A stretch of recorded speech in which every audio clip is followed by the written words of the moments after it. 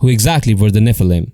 This area of study stands alone from other paranormal phenomena in that it is one of the few places where biblical history and ufology intersect. The word Nephilim is a Hebrew word meaning the fallen ones, and it is mentioned in the book of Genesis to describe an ancient race of giants that were half human and half angel. According to Genesis 6:4, during the antediluvian period, giants inhabited the earth, and they were reportedly the product of an intermingling of the sons of the god with the human beings.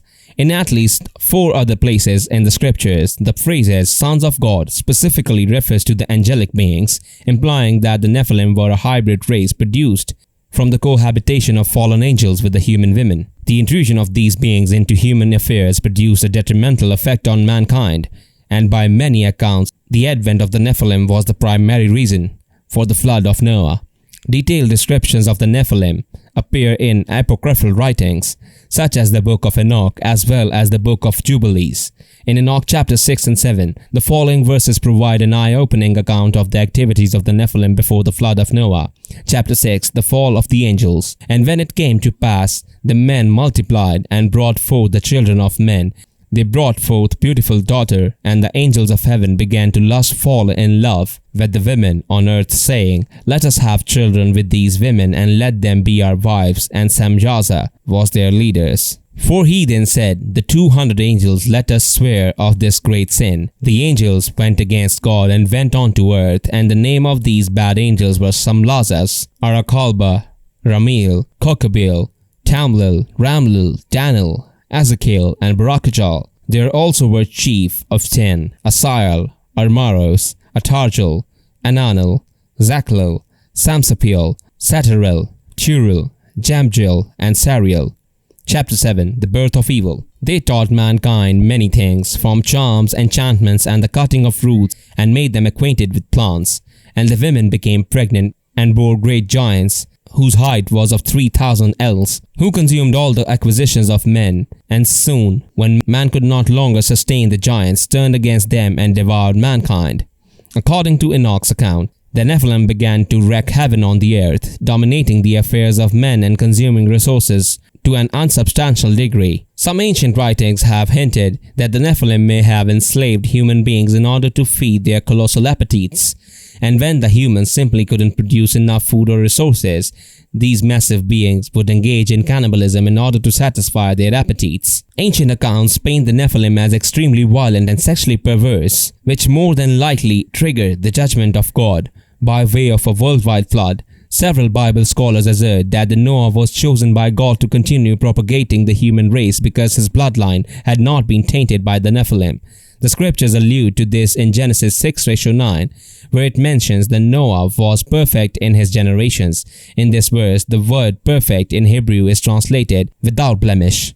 Interestingly enough, these strange events have been echoed in the myths and legends of every ancient culture of the planet, including the Egyptians, the ancient Greeks, the Hindus, the American Indians, the South Sea Islanders, and practically all the others as well. Some researchers have speculated that Nephilim may have been involved in the building of many of the ancient megalithic structures, such as the Great Pyramid and the Stonehenge, since the technology needed to accomplish such feats of engineering could not have been relegated to mere human tools and efforts. The writings in the Book of Enoch also suggest that these fallen angels were responsible for teaching men advanced knowledge such as astronomy, sorcery, mathematics, metalworking, and masonry, a concept that is highly suggestive in light of the fact that many features of these ancient megalithic structures display a sophisticated degree of architectural and engineering knowledge. The 5,000 years old Sumerian culture, which is responsible for the invention of the first known written language as well as the basic principle of mathematics, attributed their knowledge to beings they called the Anunnaki, who were described in their ancient writings as sky gods that came down to earth and imparted this specialized information. Genesis chapter 6 also gives the impression that the bizarre events surrounding the flood of Noah were not confined to the period of the time only. Verse 4 mentions that giants were on the earth during the days of Noah, but also after that, meaning that these bizarre beings emerge in later times as well. This is confirmed by Numbers 13:33, when the 12 Israelite spies turned to give Moses their report after spying out the land of Canaan. And there we saw the giants, the sons of Anak, which come off the giants, and we were in our own sight of grasshoppers. Evidently, these giants were extremely physically intimidating. Several other scriptures confirm various tribes of giants whom the nation of Israel encountered, such as the Emim, the Horim, the Rephaim, the Zamzumim, and the Anakim. In addition, Deuteronomy 3:13 describes a king named Og who ruled a territory known as Bashan, also referred to as the land of the giants. According to the biblical as well extra-biblical text, the Nephilim were commonly described as having these characteristics.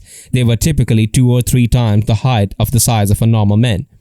They were the result of an intermixing of humans and angels. They were commonly associated with the Canaanite culture after the flood. They often had polydactyly. Goliath was described in 2 Samuel 21:20 as having 6 fingers on each of his hands and 6 toes on each of his feet. After accounts of this race of giants describe them as having 2 rows of teeth on their top and bottom jaws. There have been several accounts of archaeologists as well as various laymen unearthing skeletons of these giants all over the globe. In the 1920s and 1930s, the amateur archaeologist by the name of Ralph Glidden excavated dozens of giant skeletons on a small island off the coast of California known as Catalina. Glidden unearthed thousands of Native American skeletons in his expeditions as well. And according to an article in the Los Angeles Times dated November 6, 1932, practically all male adults found to have been of gigantic stature, averaging around 7 feet in height. It is interesting to note that the tales of giants are replete in Native American folklore. The famous cowboy Buffalo Bill Cody related in his autobiography that the Native Americans he encountered described a legend of a race of giants that inhabited the Pawnee Indian Territory of South Platte, present-day Colorado. These giants were reportedly 3 times larger than the normal men and able to outrun a buffalo and even carry it in one hand. Some researchers claim that the common Native American greetings, in which they raise their hand and say how, was originated as a way to prove that they had a normal human hand instead of a hand with extra fingers. The way in which the legends of the Nephilim and UFO phenomena intersect in particularly interesting. Countless reports of alien abductions depict situations in which human victims are taken aboard alien spacecrafts and forced to assist in some type of reproductive processes with alien entities in order to create alien-human hybrid creatures. Dr. John E. Mack, a Pulitzer Prize-winning professor of psychiatry at Cambridge Hospital, has been personally involved in analyzing over 100 alien abduction cases, and he has reported that the majority of cases involve some type of agenda to develop a hybrid race. This agenda sounds eerily similar to that of the fallen angels as depicted in the various ancient writings. Could it be that the Nephilim are still active in the earth today? Are the aliens of today the same creatures as the Nephilim of ancient times? These questions have staggering implications, and although the subject of the Nephilim is rife with the speculation and conjecture, one thing that can be agreed upon is that it continues to merit serious research and investigation. If you enjoy this video and want to see more like it, please consider subscribing to us and hitting the like button. Feel free to write a comment below and suggest which theory you want to see next. If you'd like to further support this channel, please consider joining. Our membership link will be found in the description box below. We appreciate your support, and as always, thanks for watching.